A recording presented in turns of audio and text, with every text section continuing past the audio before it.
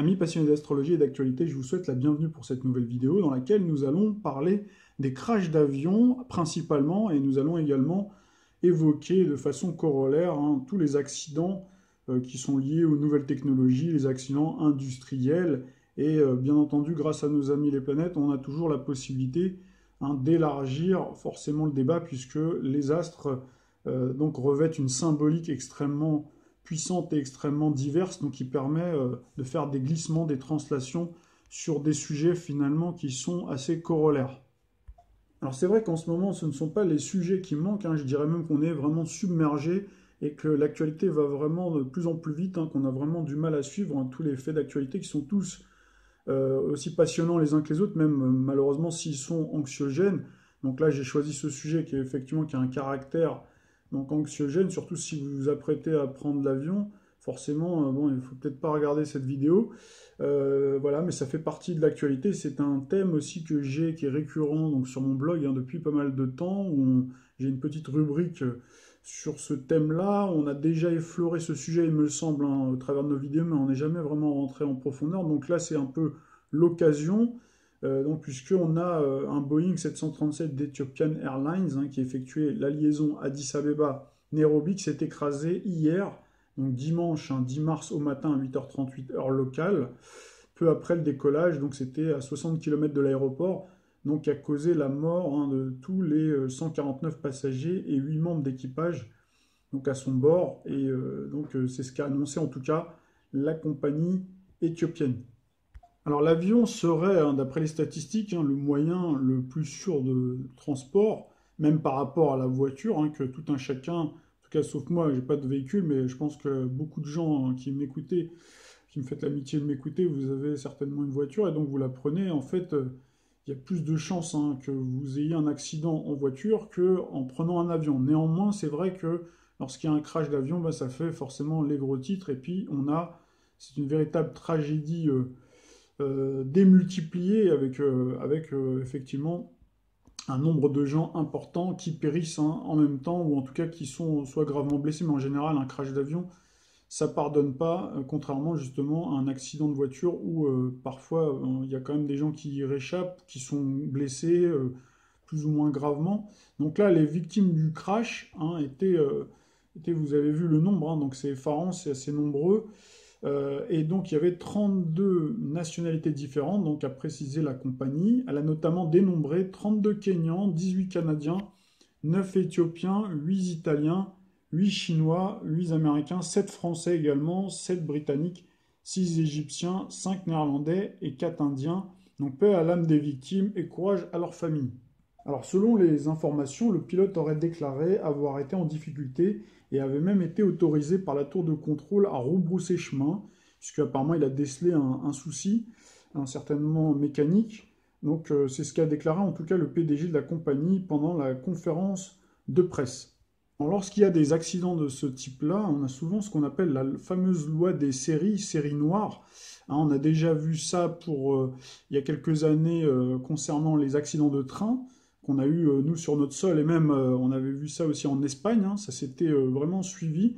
Et on a également ça au niveau des avions. Et là, c'est encore le cas, puisqu'on a eu, pas plus tard que la veille de ces crashs-là, on a eu en Colombie une dizaine de morts dans un crash aérien. Donc c'était samedi 9 mars.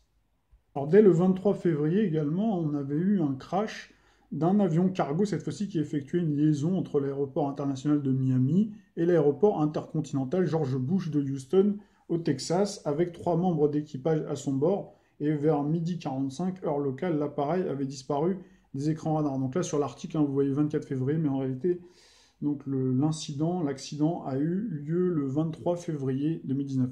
Le 21 janvier 2019, l'avion privé qui emmenait l'attaquant Emiliano Sala à Cardiff, pays de Galles, depuis Nantes, s'est écrasé au-dessus de la Manche. Donc Emiliano Sala, c'était un joueur du FC Nantes, donc qui avait devant lui tout l'avenir devant lui, puisqu'il n'avait que 28 ans, et c'était un joueur apparemment prometteur, puisque donc il avait une promotion. Donc ce jour qui devait être heureux donc, a été une véritable tragédie, donc qui a secoué et ben forcément tous les gens qui le connaissaient, que ce soit ses coéquipiers, sa famille.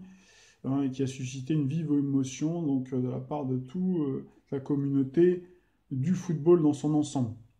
Alors, il y a eu même un autre crash, ça c'était au tout début, en janvier, mi-janvier très exactement, le 14 janvier, où on a eu un crash d'un 707, c'était un cargo iranien, et donc qui a fait 15 victimes. Crash en série hein, sur une aussi courte période, dont la liste n'est pas forcément exhaustive, hein. Peut-être vous-même trouverez d'autres crashs d'avions qui ont eu lieu tout récemment. En tout cas, ça pourrait être l'œuvre hein, du retour du transit d'Uranus en taureau, et dans une certaine mesure, forcément Neptune, hein, puisque Neptune est impliqué dans toutes les tragédies à dimension collective.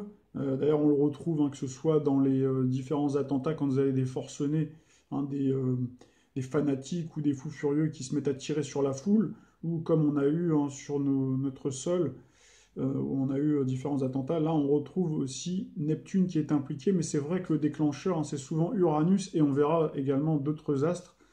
Donc, quand on va regarder les cartes du ciel, alors Uranus, hein, bah, c'est la planète qui régit hein, les nouvelles technologies, le monde de l'aéronautique, et qui, par son énergie imprévisible et fulgurante, est l'un des facteurs célestes déclencheurs de toutes les catastrophes aériennes. Alors pourquoi associe-t-on Uranus à l'aéronautique et au crash aérien?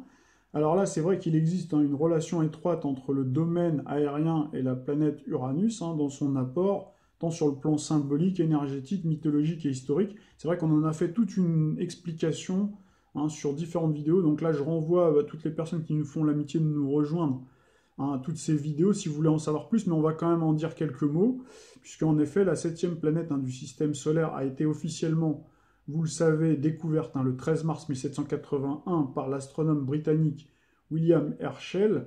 Et c'est vrai que la découverte d'une nouvelle planète est toujours un grand bouleversement bah, pour la face du monde, tant sur le plan de la conception que l'on a hein, de l'univers, qui avant la découverte de cet astre pendant des siècles, avait un horizon limité à Saturne, donc avant la découverte d'Uranus.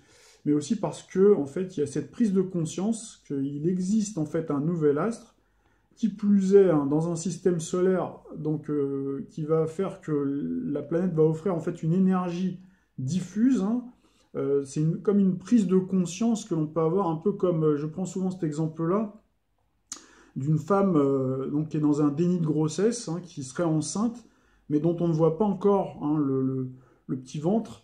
Mais le jour où le médecin lui annonce finalement qu'elle est enceinte, quelques heures plus tard, vous voyez en fait apparaître justement eh ben, les indices de la grossesse. Hein. Vous voyez le ventre gonflé. Ben, c'est un peu la même chose, toute proportion gardée.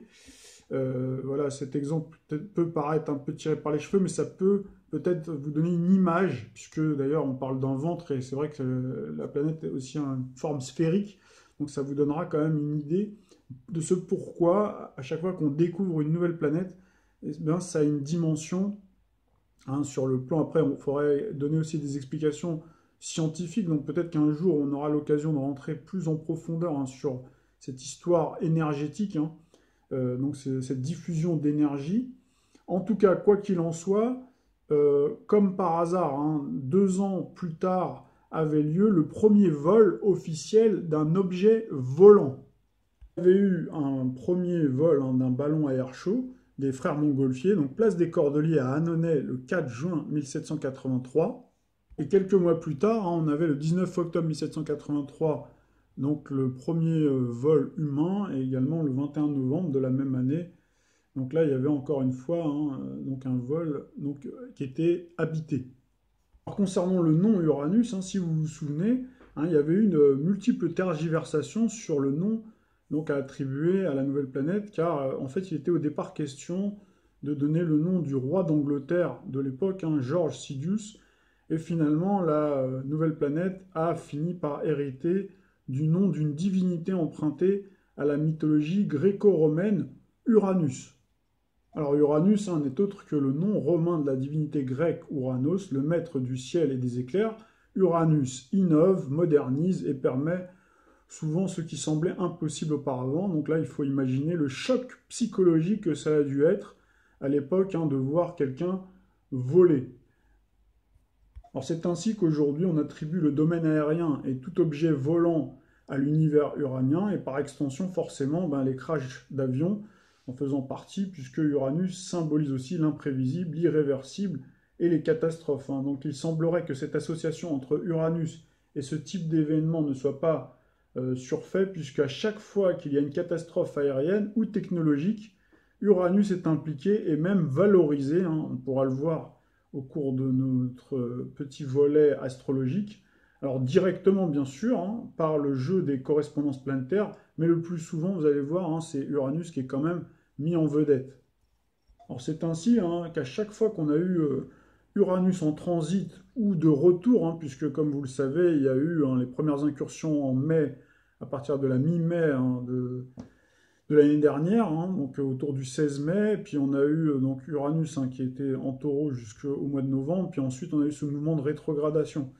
Mais à chaque fois, et là donc avec le retour, hein, déjà à l'époque on avait eu des événements, donc là on avait relaté tout ça au travers de nos vidéos, et puis là à nouveau Uranus, hein, revient en taureau, et donc à chaque fois il se produit des événements, donc là on peut avoir des déflagrations, des événements forcément qui sont spectaculaires, et même parfois on le voit là maintenant à travers cet exemple, hein, de crash aérien, donc très souvent tristement spectaculaire.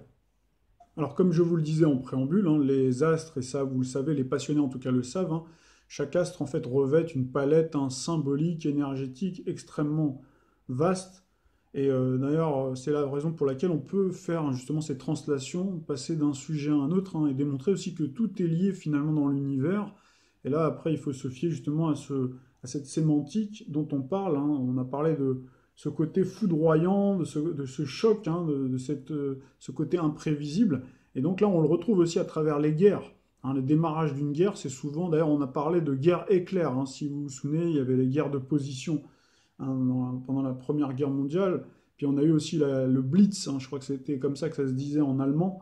Donc la guerre éclair. Et effectivement, donc là, on peut constater qu'avec le transit, hein, sans remonter très loin, puisqu'on pourrait faire comme ça tous les signes, hein, mais le 10 mars 2003 débutait le transit d'Uranus en Poisson, et 10 jours plus tard, hein, en 2003, toujours débutait la deuxième guerre en Irak, hein, la deuxième guerre du Golfe, donc avec les fameuses armes, hein, soi-disant armes de destruction massive de Saddam Hussein. Alors dans la roue zodiacale, juste après le Poisson, ben, c'est le Bélier, et quand on a eu le transit ensuite d'Uranus en Bélier, à partir du 11 mars, hein, 2011, donc on a eu malheureusement quelques heures plus tard, survenait, en fait c'était quelques heures auparavant, on verra d'ailleurs, hein, à travers la carte du ciel, puisque j'ai vu qu'Astrothème avait d'ailleurs établi une carte du ciel, donc pour cet événement-là, et donc vous verrez en fait que c'était juste avant, hein, l'incursion, parce que souvent c'est ça, et d'ailleurs on le voit aussi pour les crashs d'avions, hein, Uranus n'était pas encore dans le taureau, hein, n'avait pas encore amorcé ce transit-là, il était encore en bélier, il flirtait avec la frontière, hein, du taureau entre deux signes, en fait, en quelque sorte. Et là, c'était un peu pareil pour la catastrophe de Fukushima, mais le principe, c'est toujours le même, puisque les énergies sont diffuses. Et c'est là aussi où j'en viens à toujours ce débat qu'on a avec beaucoup d'astrologues par rapport au degré, etc. Donc là, on peut bien voir que les planètes même si c'est très important, puisque moi aussi je regarde très attentivement, hein, les degrés, mais les astres ne respectent pas toujours ces degrés-là, puisque donc les énergies sont extrêmement diffuses. Et donc là, on voit bien que même parfois, avant le début du transit, on a justement une catastrophe qui peut survenir. Donc ça a été le cas, hein, pour Fukushima, cette terrible catastrophe nucléaire, donc, qui a eu lieu ce 11 mars 2011. Jetons justement un petit coup d'œil rapide, donc à la carte du ciel, hein, de la catastrophe, hein, du séisme, donc, qui a engendré ensuite le tsunami et puis le gros problème nucléaire, hein. Donc 11 mars 2011 à 14h46 heure locale à Honshu Island. Donc soleil, hein, donc poisson, ascendant lion. Voilà. Et donc on avait justement, c'est ce que je vous disais, Uranus, hein, vous le voyez à 29 degrés 57, hein, du Poisson, donc était vraiment sur le point d'entrer, hein, dans le signe du Bélier. On avait d'ailleurs Jupiter conjonction Lune Noire, hein, dans le signe du Bélier. On avait un ascendant à ce moment-là, au moment du séisme, en Lion, donc forcément qui valorise aussi le Soleil. Donc le Soleil qui met en évidence, hein, Uranus qui était encore dans le signe hein, du poisson, et on le retrouve en plus en maison 8, hein, maison 8, donc qui est la maison donc des crises, des transformations, de la mort aussi, hein. Donc voilà, après on pourrait continuer très loin l'étude, mais on avait également ce carré Pluton-Uranus. Et il faut savoir aussi, donc on avait Saturne également, Saturne maître du Capricorne, donc qui était en balance. Balance, donc Saturne c'est le deuxième maître aussi de la balance. Donc là on pourrait jouer comme ça, faire toute une étude, hein, c'est pas le but, c'était juste pour vous montrer la carte du ciel. Ce qu'il faut garder aussi en tête, c'est que après, il faut regarder aussi le thème du pays. Et là, on va voir qu'il y a aussi des correspondances extrêmement importantes, hein. Donc, souvenez-vous, donc on a un milieu du ciel également en taureau. On a la lune en taureau. Voilà, comme ça, vous avez bien mémorisé la carte du ciel. Et quand on va jeter un coup d'œil à la carte du ciel du Japon, c'est-à-dire du thème fondateur du Japon, ben, vous verrez. Donc, le thème fondateur du Japon, je crois qu'on en a déjà parlé, hein, c'est du signe du bélier. Vous voyez, comme par hasard, on a Jupiter, on a Mercure, et puis on a Uranus qui s'apprêtait à entrer en bélier. Donc, il n'y a pas il a pas de hasard. Alors, le thème astral du Japon, donc c'est daté du 3 avril 1457 à 15h40. C'est le calendrier julien, donc à Tokyo, donc bélier, ascendant vierge, avec une lune en lion. Donc là, vous avez vu tout à l'heure que l'ascendant tombait hein, sur le signe du lion, justement.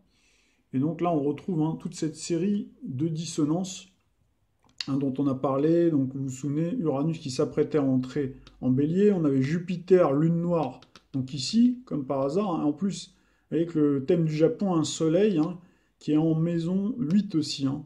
Donc c'est vrai que les pauvres là-bas, ils sont souvent sujets à de grosses catastrophes. On se souvient tous de Nagasaki, Hiroshima. D'ailleurs, Nagasaki et Hiroshima qui ont eu lieu en 1945, c'était le 6 et 9 août, hein, si vous vous souvenez. Et 6-9 août, c'est dans le signe du lion. Et vous voyez, comme par hasard, on a ce terrain de fragilité. Hein, avec Pluton-Uranus, vous voyez, cycle Pluton-Uranus, comme on a retrouvé Pluton-Uranus, donc on retrouve bien la répétition du cycle. Voilà, mais pour revenir à 1945, hein, donc on avait bien la valorisation avec Pluton qui était en Lion à cette époque-là, et on avait je vous dis tout ça de mémoire, hein. Et puis on avait le soleil également qui mettait en lumière, hein, justement. Donc c'est ce qui expliquait justement ce côté tristement spectaculaire hein, de ces terribles assauts des forces américaines avec des bombes hein, larguées sur Hiroshima et Nagasaki, donc causant hein, des terribles dégâts, mais surtout dégâts humains, hein, c'est un véritable cataclysme. Et là, donc, on a bien, vous voyez, ces terrains de fragilité. Et tout à l'heure, on parlait de milieu du ciel en taureau. Donc, on a bien hein, donc le taureau aussi qui est marqué dans le thème. On avait également, hein, si vous vous souvenez, dans le thème de la catastrophe, on avait également un Saturne dans le signe de la balance.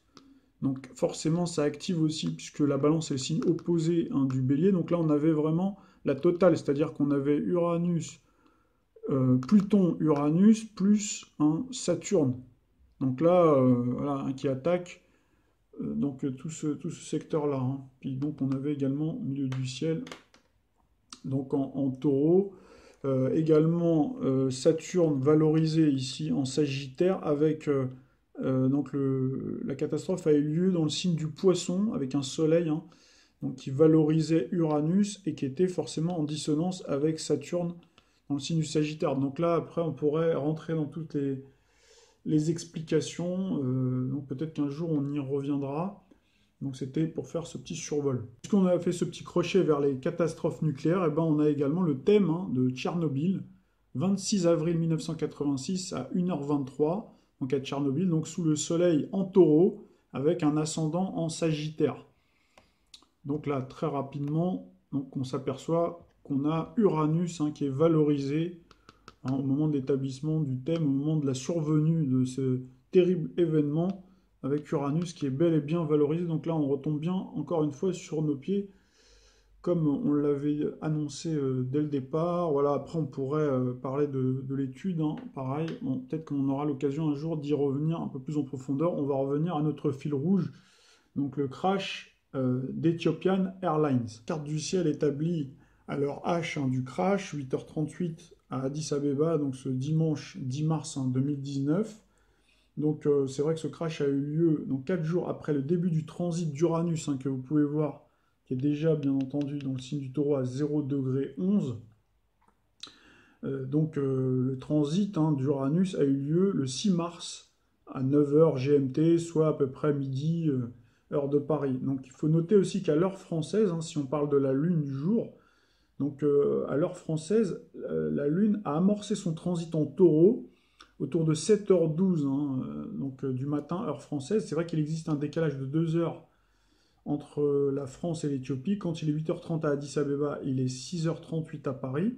Et c'est vrai que c'est la première fois depuis l'automne dernier, finalement, que la Lune forme une conjonction quelque part avec Uranus, avec en plus Mars, tout en sachant que sur cette carte du ciel-là, lorsqu'on établit la carte du ciel à l'heure H du crash d'Addis Abeba, la cuspide de l'ascendant, la Lune, pardon, elle n'est pas encore, elle flirtait encore avec la frontière, puisque vous voyez en degrés, si on se fie vraiment au degré, elle était à 29 degrés 13, donc elle flirtait avec la frontière entre le bélier et le taureau, et surtout elle formait une conjonction quasi parfaite avec Uranus.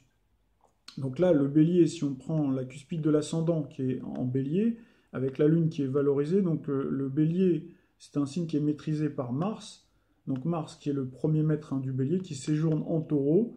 Donc Mars, c'est un peu la planète des détonations, des explosions, des accidents.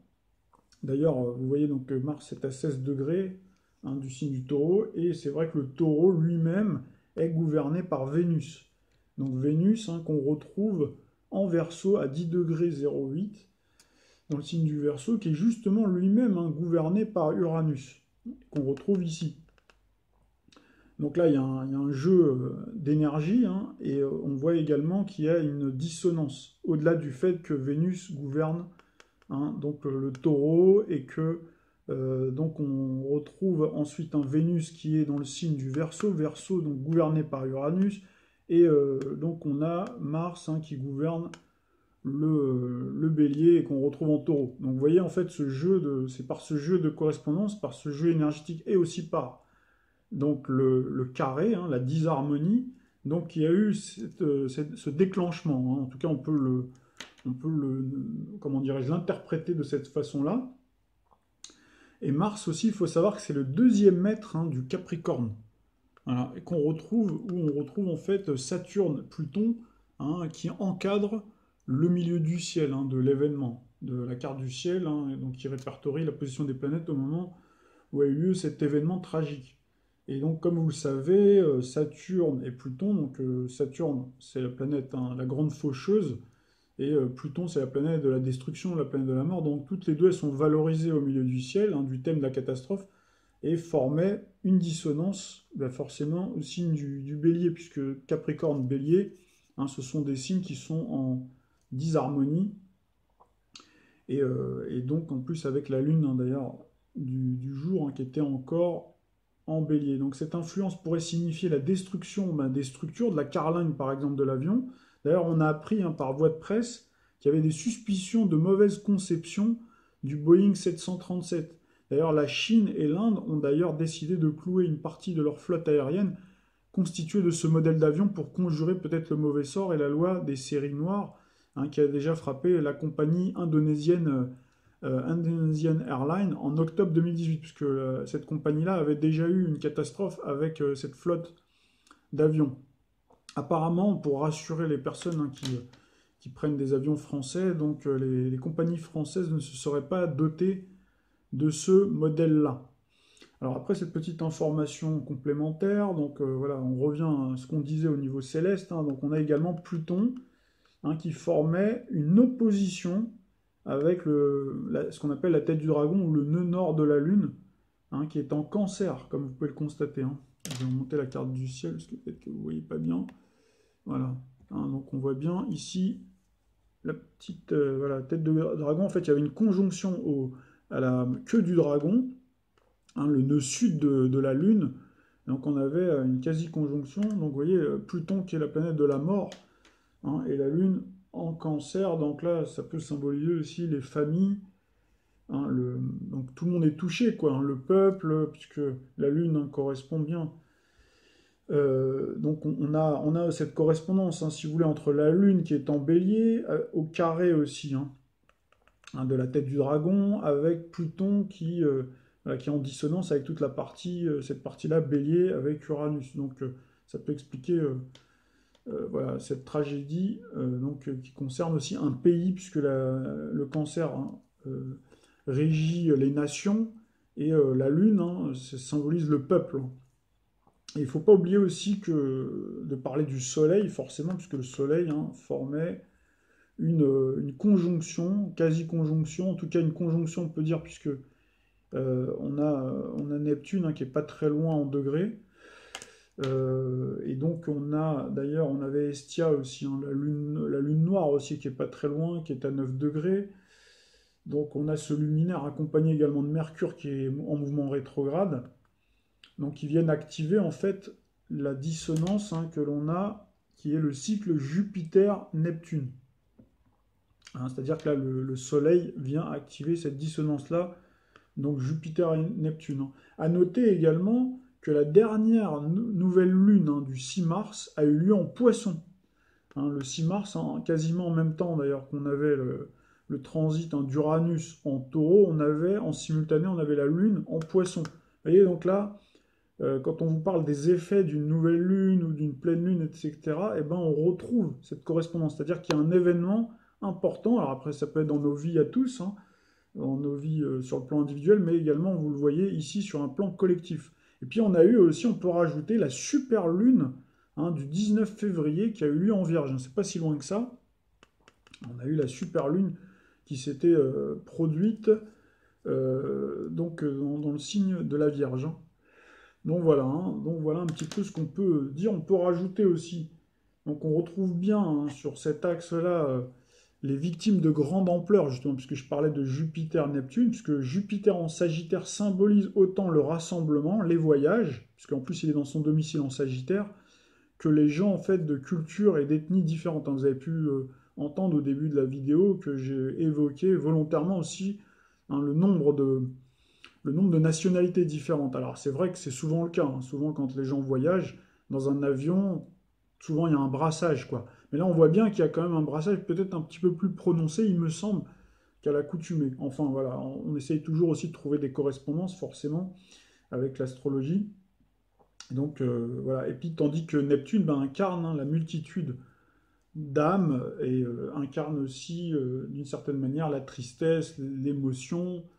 Voilà, on peut aussi rattacher, donc on parlait tout à l'heure du caractère collectif, hein, aussi de Neptune tout autant que Jupiter, hein. Donc ces deux-là, en plus, Neptune est dans son domicile, Jupiter également dans son domicile, donc ça accroît aussi donc cette tristesse, cette émotion, voilà, cette vive émotion qui peuvent être engendrées par ce type d'événement catastrophique. Et puis c'est vrai que la dissonance associée aux conjectures, hein, cette dissonance-là, si on l'associe aux conjectures accidentogènes, hein, Mars-Uranus et mortifère Saturne-Pluton, donc là ça engendre, hein, effectivement, les victimes de l'émotion, la souffrance, la tristesse, donc qui est suscitée par la perte d'êtres chers, hein. Donc voilà, maintenant, ce qu'on va essayer de faire, c'est d'appliquer, de voir si, par rapport à ces conjectures qu'on vient de voir, par rapport au thème donc de l'événement, thème événementiel, un petit peu comme ce qu'on a fait tout à l'heure, mais très succinctement pour le Japon. On a jeté un coup d'œil très rapide, hein, entre le thème de Fukushima et puis après le thème du Japon pour voir s'il y avait des correspondances. Et donc là, on va essayer de voir si par rapport au pays, au thème du pays fondateur, l'Éthiopie, voir si tous ces astres-là entrent en résonance avec le thème du pays. Alors, Éthiopie, comme par hasard, on a un thème vierge, hein, 12 septembre 1974 à 8 heures, Addis Abeba, donc soleil en vierge, ascendant balance. Donc là, tout de suite, hein, on voit bien que l'axe vierge-poisson est valorisé, donc c'est pour ça que j'ai fait aussi ce petit rappel des pleines lunes et nouvelles lunes, hein, pleine lune donc en vierge, nouvelle lune en poisson. Donc là, on retrouve bien, hein, déjà une première correspondance. Donc on a aussi, hein, cet ascendant qui est en balance. Donc balance, un signe gouverné par Vénus, et on retrouve un encadrement entre Pluton, Mercure et Uranus également, qui est en maison 1. Donc là, on retrouve quand même Uranus qui n'est pas complètement valorisé, encore que on le retrouve quand même en première maison, donc ce qui n'est pas rien. Donc ça, c'est quand même assez important.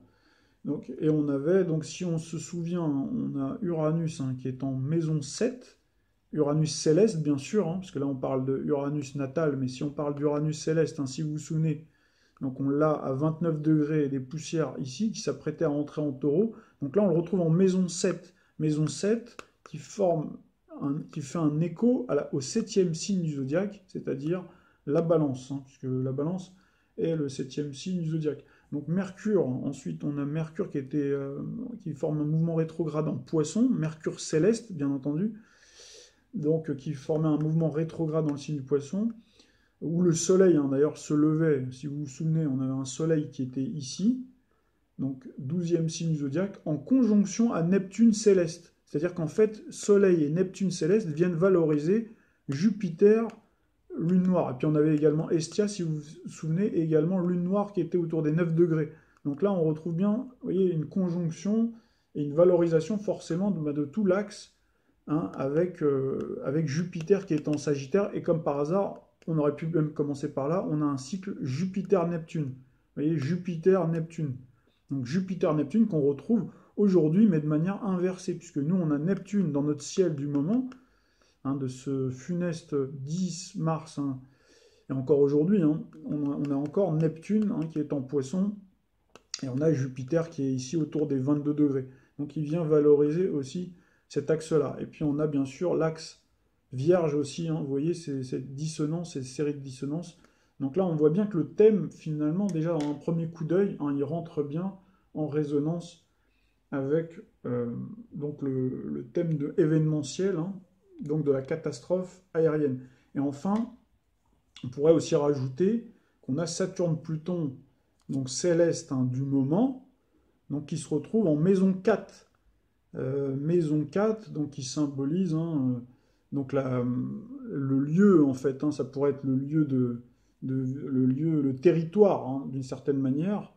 Et on a en plus cette résonance avec le Cancer, puisqu'on a cette opposition-là assez exacte entre Pluton, donc qui est autour des 22 degrés, qui s'oppose à la Lune, d'accord, la Lune d'ailleurs qui est l'almutène de la maison 4, et puis on a Saturne qui est au milieu du guet du Capricorne, qui flirte aussi avec le fond du ciel, qu'on retrouve en fait en opposition avec le Saturne, c'est Saturne natal du thème fondateur du pays, avec le milieu du ciel également. Et puis on a la tête du dragon, si vous vous souvenez aussi, qui est là, c'est-à-dire le nœud nord de la Lune qui forme une conjonction quasiment, je crois que c'est même exact, avec un degré vraiment exact à la Lune. Donc là, on ne peut pas faire mieux, quoi, en termes de résonance planétaire, en termes de correspondance. Donc en plus, on voit bien que Saturne-Pluton, donc les deux, la grande faucheuse et mortifère Pluton, forment en plus une dissonance avec la balance, avec l'ascendant balance, bien sûr. On a même Pluton qui forme un cycle négatif, qui forme un aspect négatif, pardon, avec Uranus. On a Saturne qui quasiment, je crois qu'il forme vraiment, mais un carré quasi parfait avec l'ascendant, etc. Donc avec le côté balance. Donc, et puis bien sûr le côté bélier, puisqu'on en a parlé, en céleste, puisqu'on a la Lune qui était encore effectivement dans le signe du bélier. Alors pour conclure et pour élargir le débat, puisque la force, on l'a dit au tout début de notre intervention, la force des planètes et la mosaïque du pouvoir symbolique qu'elle recouvre est de proposer une multitude de significations qui permettent très facilement de glisser d'un sujet à un autre et montrer que dans l'univers, tout est lié, même si dans notre vie terrestre, on a tendance, nous, à tout séparer et à tout saucissonner. Et c'est vrai qu'avec les débuts du transit d'Uranus dans un nouveau signe, si on se réfère à ce qui s'est produit précédemment, on pense forcément au début aussi probable d'un conflit, une guerre, une catastrophe technologique qui peut survenir donc successivement à ce type d'incident qu'on vient d'avoir, donc qui est déjà assez grave, puisqu'un crash, donc effectivement c'est une tragédie humaine très importante, mais on pourrait avoir beaucoup plus encore, donc type accident nucléaire, séisme, Et donc forcément, moi je pense aussi, puisqu'on en a parlé dans nos prévisions et prédictions 2019 aussi, une guerre probable, en tout cas on ne l'espère pas, mais entre l'Iran et Israël, et bien sûr toujours avec les États-Unis aussi à la manœuvre, et forcément ça impliquerait aussi la Russie, puisqu'en fait les deux prochaines pleines lunes auront lieu avec un soleil en bélier. Et avec une lune en balance à chaque fois, les 21 mars et 19 avril prochains, ainsi qu'on aura également une nouvelle lune qui sera le 5 avril en bélier en conjonction avec le soleil. Et c'est vrai qu'on voit que le torchon brûle hein, de plus en plus entre l'Iran, donc la République islamique d'Iran, qui a justement été fondée sous le signe du bélier, avec un ascendant sagittaire le 1er avril 1978 à 0h01 à Téhéran. Alors voilà, je ne vais pas donc trop m'étendre sur ce sujet-là. Donc je vous donne plutôt rendez-vous sur mon blog, très probablement, à moins que je fasse une vidéo, mais il y a plus de chances que je fasse plutôt un écrit donc sur mon blog. Et donc je vous donne rendez-vous si vous souhaitez en savoir plus sur ce sujet-là, donc sur le blog pour étayer un petit peu plus nos prévisions en termes de date probable d'un début de conflit. Je vous dis à très vite pour une prochaine vidéo.